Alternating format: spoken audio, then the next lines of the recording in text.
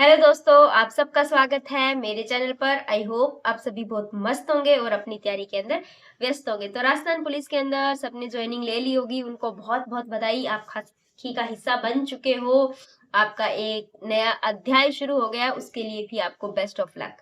तो अब जो नए कैंडिडेट है, जो दूसरी भर्तियों की तैयारी कर रहे हैं या जो बहुत समय से कर रहे हैं या जो अब तैयारी शुरू करेंगे, उन सब से अपनी वीडियो होगी। तो थंबनेल तो आपने देख ही लिया होगा कि कोचिंग क्या जरूरी है तो कितनी जरूरी है, क्या सेल्फ स्टडी से सिलेक्शन नहीं हो सकता है। तो मैंने कोचिंग की थी या नहीं की थी, कोचिंग कितनी बार करनी चाहिए, कोचिंग किस तरह करनी चाहिए, इन सब चीजों से रिलेटेड अपनी वीडियो होगी। उससे पहले आप चैनल पर नए हैं तो चैनल को सब्सक्राइब और वीडियो को लाइक कीजिएगा और सभी एक कमेंट जरूर करें।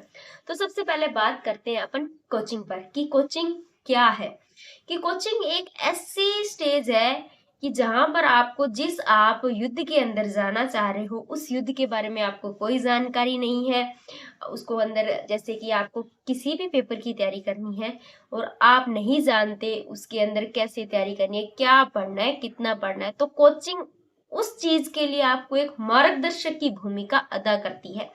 कोचिंग आपको रास्ता दिखाती है, आपको आने वाले मोड़ से अवगत कराती है, लेकिन उस मोड़ पर मुड़ना कैसे है, उस पथ पर चलना कैसे है, ये आपको ही तय करना होगा। कोचिंग संपूर्ण आपको सफलता कभी नहीं दिला सकती। कोचिंग बहुत जरूरी है, मैं मानती हूँ, लेकिन क्या सभी लोगों के लिए कोचिंग जरूरी है, ये हम आगे वीडियो के अंदर बात करेंगे। कोचिंग हमेशा ही मार्गदर्शक की भूमिका अदा करती है।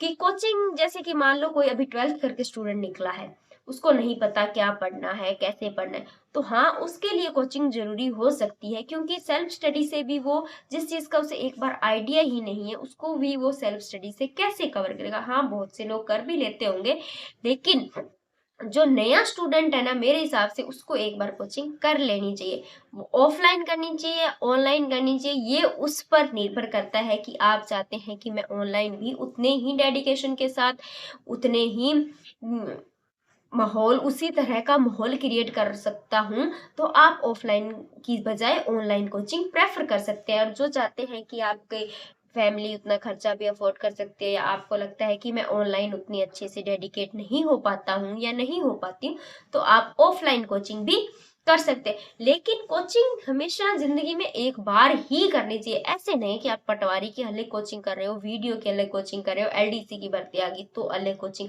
क्योंकि वही इतिहास, वही भूगोल, कला, संस्कृति, मैथ, रीजनिंग, वो सभी चीजें वही होने वाली है। क्वेश्चन का लेवल अप और डाउन हो सकता है, इसलिए बार बार आप कोचिंग करोगे ना, तो फिर वो आपको सफलता से दूर ले जाने में भी कोचिंग का याद हो जाएगा। और दूसरी बात ये है कि अब आप ऑफलाइन कोचिंग के अंदर ये होता है कि वहां सबको साथ लेकर चलना होता है। जैसे मान लो किसी का मैथ स्ट्रांग है और उसने एक बार कोचिंग कर ली है, वो फिर दोबारा सिर्फ कोई एक ही टॉपिक पढ़ना चाहता है, उसको नहीं समझ आया, तो आप उसको सेल्फ स्टडी से ये हो सकता है कि आप उस चीज को दूसरी जगह से देख के सिर्फ उसी टॉपिक को अपने हिसाब से देख के कर सकते हैं। तो इसीलिए कोचिंग से सेल्फ स्टडी, बार बार कोचिंग करने वालों को सेल्फ स्टडी ही करनी चाहिए। उसके बाद में हम बात करते हैं कि मैंने कोचिंग की थी या नहीं की थी। तो हाँ, मैंने एक बार कोचिंग की थी, आईसीएस कोचिंग सेंटर जो ऑनलाइन क्लासेस चलती है, तो मैंने अपने एरिया के अंदर ही वहां से क्लासेस ली थी। एक बार कोचिंग करनी बहुत जरूरी है। उसके बाद में आ जाता है कि सेल्फ स्टडी किस बार कारगर है। तो कोचिंग के अंदर आप पढ़ते हैं ना, तो उस चीजों को घर पर आकर जब तक आप नहीं पढ़ोगे, तब तक कोचिंग आपको सफलता नहीं दिला सकती, क्योंकि सेल्फ स्टडी ही आपकी सफलता का मूल मंत्र है।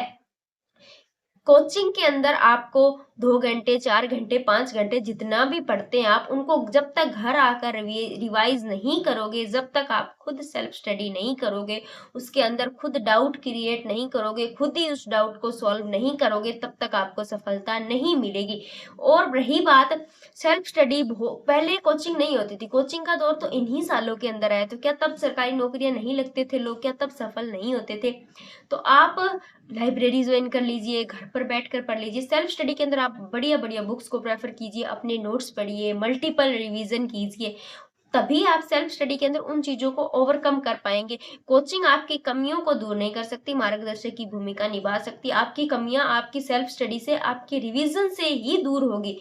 मेरा तो मानना यही है निष्कर्ष के रूप में कि जो नया बच्चा है उसको कोचिंग करनी चाहिए। बाकी जिन्होंने 1 बार 2 बार कोचिंग कर ली है उनको बार-बार कोचिंग के चक्कर में नहीं पड़ना चाहिए। जब तक अब कमी आपकी है, आपके रिवीजन की, आपकी सेल्फ स्टडी की, आपके जो भी टॉपिक्स वीक है उनकी वजह से आपका सिलेक्शन चूक रहा है। बार-बार कोचिंग आपको सिलेक्शन तक नहीं लेकर जाएगी। और बाकी अब 2026 के अंदर बहुत सी भर्तियां आने वाली है, जिसके अंदर महिला पर्यवेक्षक, high court 4th grade, LDC की आएगी, सीटी 12th लेवल, सीटी ग्रेजुएशन, ये सभी भर्तियां इन के अंदर आप जो कैंडिडेट पॉइंटों से या 1-2 नंबर से रह गए हैं उनका नंबर अभी ही आएगा। तो थोड़ा-सा अपने आप को और मजबूत करना और 2026 के अंदर सिलेक्शन ले लेना। Thank you for watching and subscribe my channel. Thank you.